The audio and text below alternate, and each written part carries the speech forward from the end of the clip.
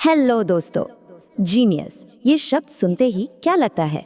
कोई super power या कोई ऐसी चीज जो बस कुछ ही लोगों के पास होती है? आज हम इसी गुत्थी को सुलझाने वाले हैं और देखेंगे कि कैसे एक बहुत ही सिंपल फॉर्मूले से इसे कोई भी समझ सकता है। तो चलिए शुरू करते हैं। तो सबसे पहला सवाल यही है, जब हम किसी को इंटेलिजेंट कहते हैं तो असल में हमारा मतलब क्या होता है? क्या कोई जो फटाफट कैलकुलेशन कर ले या कुछ और? शायद इसकी परिभाषा उससे कहीं ज्यादा गहरी है जितना हम आम तौर पर सोचते आए हैं। अक्सर हम इंटेलिजेंस को इन्हीं चीज़ों से जोड़ते हैं, है ना? जैसे कि एग्जाम में टॉप करना या हर टॉपिक पर थोड़ा बहुत बोल पाना या फिर किसी भी बात का तुरंत जवाब दे देना। लेकिन सच कहूँ तो ये सब इंटेलिजेंस के सिर्फ बाहरी लक्षण हो सकते हैं, उसकी असली जड़ नहीं। तो चलिए इन आम धारणाओं को, इन मिथकों को साइड में रखते हैं और बात करते हैं इंटेलिजेंस की उस असली परिभाषा की जो इनसे कहीं ज्यादा सिंपल और पावरफुल है। तो यहाँ आता है हमारा 2 पार्ट फॉर्मूला। देखिए, इंटेलिजेंस ना कोई एक अकेली चीज नहीं है, ये एक प्रोसेस है जिसके 2 हिस्से हैं और इसे समझना ही जीनियस बनने की तरफ हमारा पहला कदम है। तो ये रही वो परिभाषा जो सब कुछ बदल देती है। सच्ची इंटेलिजेंस का मतलब है, पहला, किसी भी हुनर को बहुत अच्छे से, कुशलता से सीखना, और दूसरा, जब मौका आए, जब असल में जरूरत पड़े तो उस ज्ञान को असरदार तरीके से इस्तेमाल करना। बस सीखना और लागू करना, यही है वो 2 पिलर। तो चलिए फॉर्मूले के पहले हिस्से पर आते हैं, सीखना।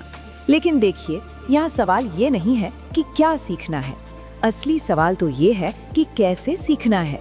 और इसका सीधा सा जवाब है फोकस के साथ। एक बहुत पुरानी कहावत है और आपने सुनी भी होगी, jack of all trades master of none. मतलब जो हर चीज में हाथ डालता है वो किसी एक चीज का मास्टर नहीं बन पाता। और ये बात यहाँ बिल्कुल फिट बैठती है। असली इंटेलिजेंस सब कुछ जानने के बारे में है ही नहीं। इसे ऐसे समझिए, एक कील लीजिए, अगर उसकी नोक तेज है तो वो एक ही बार में दीवार के अंदर चली जाएगी, है ना? लेकिन अगर वो आगे से चपटी है, ब्लंट है, तो वो नहीं जाएगी। हमारा दिमाग भी बिल्कुल वैसा ही है। जब हम अपना पूरा ध्यान, पूरी एनर्जी एक चीज पर लगाते हैं तो हम उस सब्जेक्ट की गहराई तक पहुंच जाते हैं। तो फिर फोकस के साथ सीखने का तरीका क्या है? बहुत सिंपल है। पहला स्टेप, कोई एक फील्ड चुनिए, एक लक्ष्य। दूसरा, उसके लिए कमिटेड रहिए लंबे समय तक, यानी कि 2 दिन में छोड़ दिया। तीसरा, और ये बहुत जरूरी है, उस फील्ड के जो मास्टर्स हैं, जो दिग्गज हैं, उनको स्टडी कीजिए, देखिए कि वो कैसे काम करते हैं। और चौथा, क्वालिटी पर ध्यान दीजिए, क्वांटिटी पर नहीं। मतलब 50 किताबें बस ऊपर ऊपर से पढ़ने से कहीं बेहतर है कि 5 अच्छी किताबें एकदम गहराई से पढ़ी जाएं।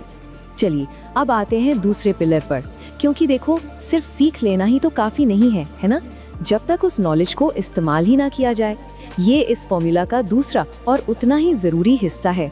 सोचिए, नेट प्रैक्टिस में कोई बल्लेबाज चाहे कितने भी छक्के मार ले, लेकिन अगर वो असल मैच में लाखों लोगों के सामने प्रेशर में आकर आउट हो जाए तो उस प्रैक्टिस का क्या फायदा? ज्ञान की असली परीक्षा तो परफॉर्मेंस के दिन ही होती है।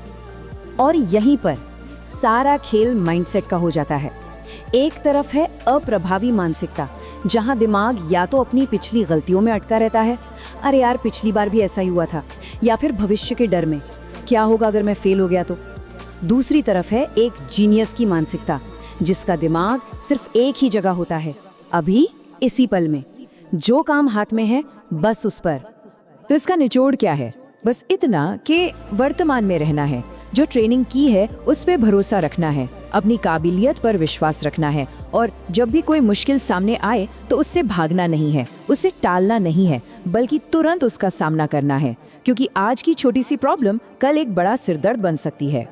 तो हमने सीखने और लागू करने, इन 2 स्तंभों को तो समझ लिया, लेकिन असली मैजिक, असली जादू तब शुरू होता है जब हम ये समझते हैं कि ये कोई 1 वे रोड नहीं है, ये एक सफर है जो कभी खत्म नहीं होता।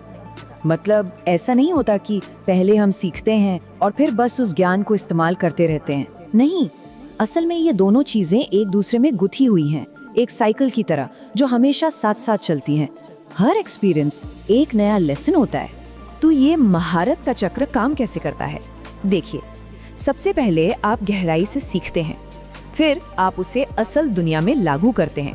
अब जब आप लागू करेंगे तो जाहिर है कोई प्रॉब्लम आएगी, कोई ना कोई असफलता मिलेगी और बस यही असफलता आपको वापस सीखने के लिए मोटिवेट करती है ताकि आप और बेहतर हो सकें। और फिर ये साइकिल बस चलता रहता है और आप बेहतर बनते जाते हैं। अब यहाँ एक सवाल मन में जरूर आ सकता है कि भाई ये सब तो ठीक है, लेकिन क्या अब ये सब शुरू करने में बहुत देर तो नहीं हो गई? क्या इंटेलिजेंट बनने की भी कोई उम्र होती है? और इसका जवाब है एक बड़ा सा नहीं, बिल्कुल नहीं। इंटेलिजेंस की कोई एक्सपायरी डेट नहीं होती। कोई 20 साल का हो या 60 साल का, सीखने और खुद को बेहतर बनाने का ये सफर किसी भी उम्र में कभी भी शुरू किया जा सकता है। तो आज का सबसे बड़ा टेकअवे क्या है?